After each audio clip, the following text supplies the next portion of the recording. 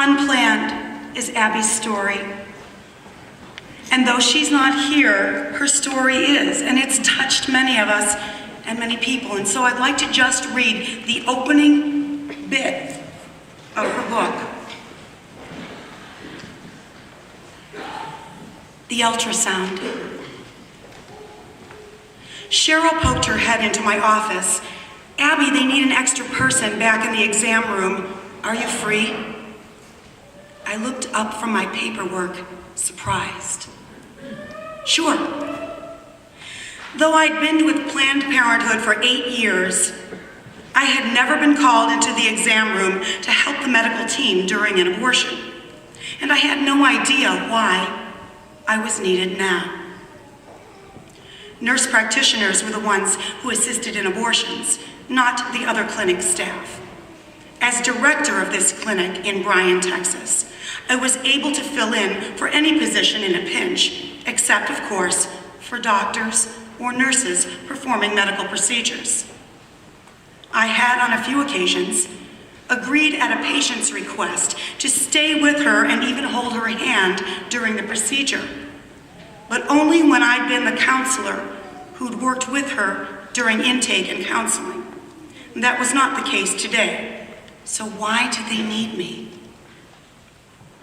Today's visiting abortionist had been here at the Bryan Clinic only 2 or 3 times before. He had a private abortion practice about 100 miles away.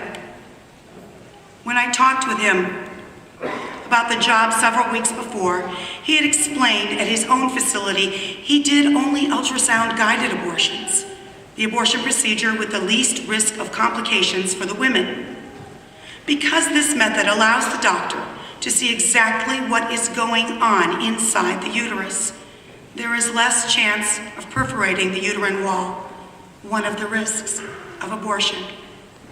I respected that about him. The more that could be done to keep women safe and healthy, the better, as far as I was concerned.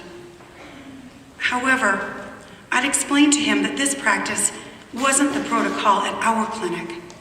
He understood and said he'd follow our typical procedures, though we agreed he'd be free to use ultrasound if he felt a particular situation warranted it.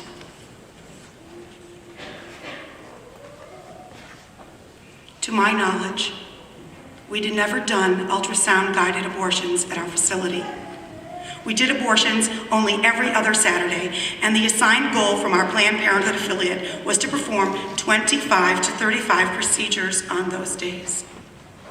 We liked to wrap them up by around 2 o'clock. Our typical procedure took about 10 minutes. But an ultrasound added about 5 minutes, and when you're trying to schedule up to 35 abortions in a day, those extra minutes add up. I felt a moment's reluctance outside the exam room. I never liked entering this room during an abortion procedure. Never welcomed what happened behind this door. But since we all had to be ready at any time to pitch in and get the job done, I pushed the door open and stepped in. The patient was already sedated, still conscious but groggy. The doctor's brilliant light beaming down on her. She was in position, the instruments were laid out neatly on the tray next to the doctor, and the nurse practitioner was positioning the ultrasound next to the operating table. I'm going to perform an ultrasound-guided abortion on this patient. I need you to hold the ultrasound probe, the doctor explained. As I took the ultrasound probe in hand and adjusted the settings on the machine, I argued with myself. I don't want to be here. I don't want to take part in an abortion. No, wrong attitude. I needed to psych myself up for this task. I took a deep breath, tried to tune into the music from the radio playing softly in the background. It's a good learning experience. I've never seen an ultrasound-guided abortion before, I told myself. Maybe this will help me when I counsel women. I'll learn firsthand about this safer procedure. Besides, it will be over in just a few minutes.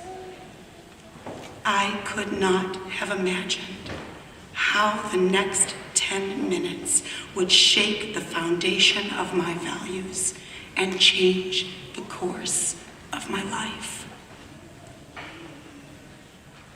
I had occasionally performed diagnostic ultrasounds for clients before. It was one of the services we offered to confirm pregnancies and estimate how far along they were. The familiarity of preparing for an ultrasound soothed my uneasiness at being in this room. I applied the lubricant to the patient's belly, then maneuvered the ultrasound probe until her uterus was displayed on the screen and adjusted the probe's position to capture the image of the fetus. I was expecting to see what I had in past ultrasounds. Usually, depending on how far along the pregnancy was and how the fetus was turned, I'd see a leg or the head or some partial image of the torso and would need to maneuver a bit to get the best possible image.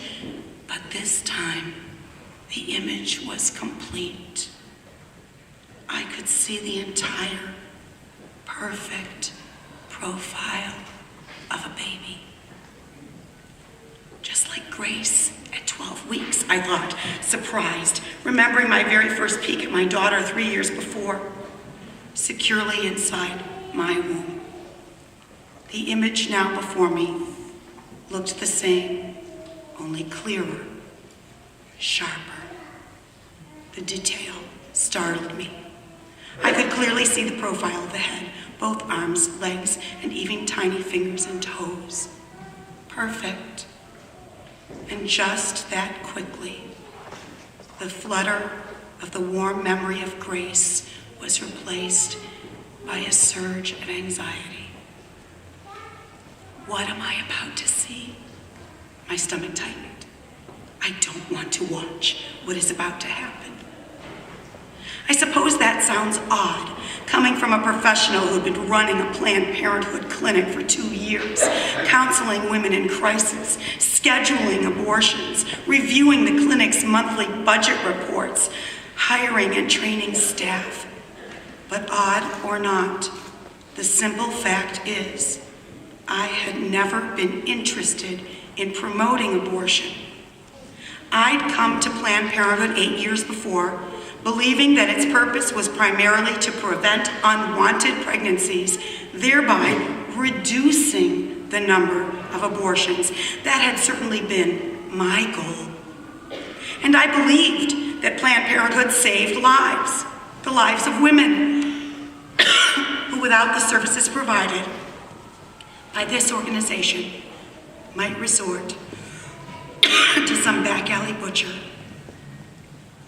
All of this sped through my mind as I carefully held the probe in place. Jumping ahead. When you were pregnant with Grace, it wasn't a fetus, said my husband Doug. It was a baby. And now it hit me like a lightning bolt. He was right. What was in this woman's womb just a moment ago was alive. It wasn't just tissue, just cells. That was a human baby fighting for life. A battle that was lost in the blink of an eye. What I have told people for years, what I believed and taught and defended, was a lie. I had believed a lie. I had blindly promoted the company line for so long. Why? Why hadn't I searched out for the truth myself? Why had I closed my ears to the arguments I had heard? Oh dear God, what had I done? My hand was still on the patient's belly, and I had the sense that I had just taken away something from her with that hand. I'd robbed her, and my hand started to hurt. I felt actual physical pain, and right there, standing beside the table, my hand on the weeping woman's belly, this thought came from deep within me. Never again. Never again. Abby Johnson's story